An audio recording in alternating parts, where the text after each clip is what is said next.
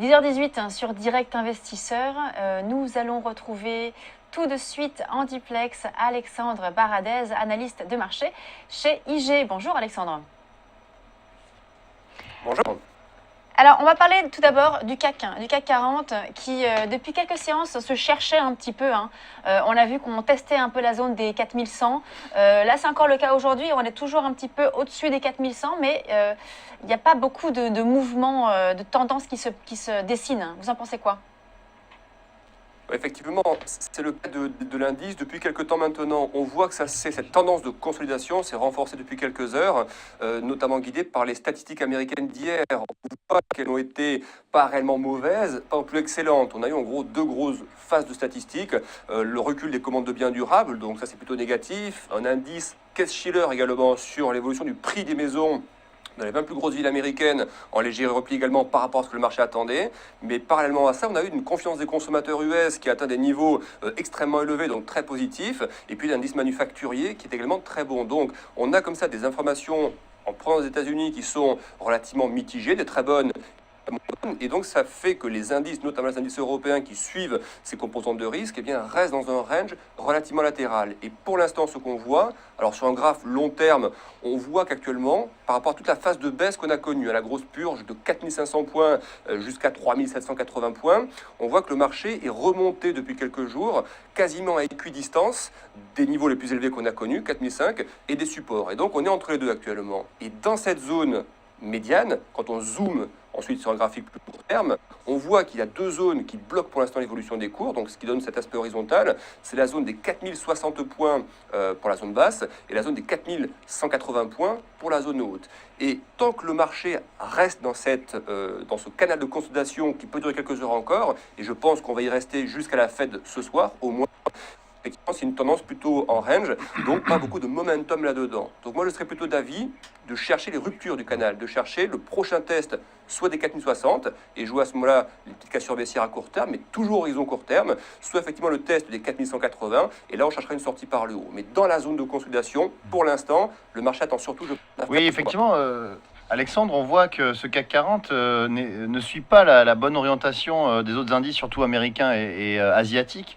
Et à chaque fois qu'on ouvre dans le vert, on voit que le CAC n'arrive pas à progresser et reste plutôt à l'équilibre. Donc vous aviez plutôt une orientation, un biais de quel côté baissier ou aussi sur du court terme ? Alors, moi, si vous voulez, il y a deux échelles de temps. À moyen terme, je pense que les niveaux qu'on a vus sur la phase de purge, c'est-à-dire sous les 3800 points, sont des niveaux un peu extrêmes. C'est-à-dire que je pense que ces niveaux, on peut aller les rechercher dans les semaines qui viennent. Et c'est pour ça que je pense qu'il faut plutôt traiter à court terme en ce moment et chercher les ruptures. Je pense que ces niveaux en dessous peuvent être recherchés. Mais je pense que la tendance de fond, la tendance moyen terme, elle va rester haussière sur le CAC. Je pense que l'épisode qu'on connaît depuis plusieurs semaines maintenant, par rapport à la Fed, par rapport à la BCE également, les questions entourant l'action de la Banque Centrale Européenne qui cale un petit peu en ce moment sur la question du QE, les questions entourant la Fed. Est-ce que la Fed va annoncer ce soir la fin du QE, ce qui est attendu? Est-ce qu'elle a changé sa guidance également par rapport au relèvement de taux? Donc ces éléments-là et le contexte macroéconomique font que je pense qu'à court terme, la volatilité peut rester de mise. Donc on peut rebaisser un peu, et je ne pense pas que durablement, il faille shorter le CAC. C'est-à-dire, je pense que se mettre short sur le CAC, c'est faire le pari que le marché n'a déjà pas pricé beaucoup d'informations, ce qui n'est pas le cas. Le marché a déjà pricé beaucoup de choses. La purge baissière, c'est un petit peu la convergence de tous ces éléments de crainte sur l'Allemagne, le relancement économique, la baisse des exportations. Vous voyez, c'est un petit peu la concentration des craintes. L'épisode de rebond, c'était catalysé par les propos de la Fed, les discussions au niveau de la BCE également, sur la question des achats d'obligations d'entreprise. Et donc le marché vient se mettre à... Donc il y a des phases où on sera très directionnel, où je vous dirais effectivement, là il faut plutôt effectivement chercher des achats pour 200-300 points. Mais la position actuelle de l'indice nous oblige à être prudent parce qu'on est à distance égale des deux extrêmes récents. Et donc c'est une tendance relativement neutre, combinée, enfin coincée entre deux niveaux. Et donc je pense qu'il faut plutôt avoir une approche court terme par rapport à ça, chercher des lectures de niveau 4060 ou 4180 et jouer un peu les écarts en dehors de cette zone de prix. Mais en revanche, si ça commence à partir à la baisse et on retape les 4060, je pense qu'il faut exploiter un peu le short, jouer les cassures des 4060 et chercher les ruptures, mais ne pas l'exploiter trop longtemps parce que la tendance de fond des indices, par rapport à tout ce qu'a mis en place la BCE, notamment la liquidité, la baisse des taux, les TLTRO et les achats d'obligations également, les ABS également, va progressivement diffuser à l'économie. Donc faire un pari short sur les indices européens moyen terme, c'est faire le pari finalement que la zone euro ne réussisse pas son pari de D'accord. retour à la croissance. Et ça, je n'y crois pas du tout. Donc, je suis encore, pour résumer, toujours me méfier des supports. Je pense qu'on va rechercher des niveaux proches de 4000 et donc à exploiter surtout sur les retours de 4060. Mais à moyen terme, je pense que shorter le CAC ne correspond pas en tout cas à la macroéconomie Très actuelle. bien, donc plutôt un biais neutre, hein, comme on a bien compris, donc sur le CAC. On va passer maintenant à l'euro-dollar. Hein. L'euro-dollar, vous êtes positionné, enfin, vous avez quel conseil, quelle recommandation faites-vous aujourd'hui sur l'euro-dollar? Alors, l'eurodoll, c'est un petit peu la résultante de tout ce qu'on vient d'expliquer, en fait. Hein, entre les enjeux liés à la Banque centrale américaine, dont on aura des indications supplémentaires ce soir, les hésitations de la Banque centrale européenne, qui ne peut pas pour l'instant aller au-delà de ce qu'elle a déjà mis en place, notamment sur la question du QE, où les marchés l'attendent encore sur cette question-là. Et donc, on est sur des niveaux qui ressemblent un peu aux indices, en fait. Il y a beaucoup d'actifs en ce moment, l'eurodoll en fait partie, qui ressemblent à ces indices qui sont coincés dans des zones d'hésitation. Pour l'eurodoll, pour vous donner deux niveaux très précis, actuellement on oscille entre une zone qui est la zone des 1,26, 1,26,10 qu'on a testé plusieurs fois, et la zone des 1,28,40, 1,28,50 qui a servi de résistance à plusieurs reprises. Et pour l'instant, le marché évolue dans cette zone de prix. Dans les heures à venir, et je pense que ça va catalyser avec la Fed ce soir, hein, forcément, et puis d'ici la fin de la semaine, on aura des chiffres d'inflation en Allemagne, des chiffres d'inflation en zone euro, donc très importants hein, pour la politique monétaire de la BCE. Pour moi, les niveaux actuels sont des niveaux neutres. C'est neutre, c'est-à-dire prendre dans un intervalle de prix des positions très tendancielles, il n'y a pas suffisamment d'indices techniques ou d'indices macroéconomiques qui le justifient. En revanche, si on retombe, et on est très proche de ces niveaux, hein, ça peut aller très vite, si on retombe sur 1,26,05, 1,26, c'est la zone support testée 2-3 fois précédemment.